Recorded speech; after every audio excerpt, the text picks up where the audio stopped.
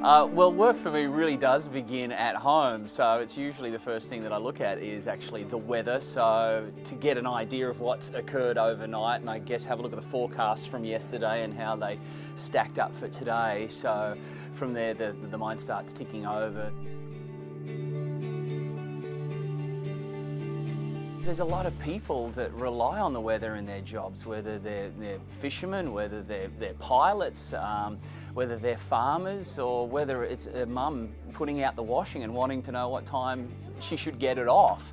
I mean, a lot of our just day-to-day events are affected by the weather, and it's really interesting. And the weather has really been at the forefront of news and events around the world for a solid decade now, because you know, it's pretty hard to deny that things are changing. They're changing quite rapidly, and that general interest in understanding what is occurring is happening in the marketplace, and a lot of people are curious and people want to know what is happening because things aren't as reliable as what they once were, it seems.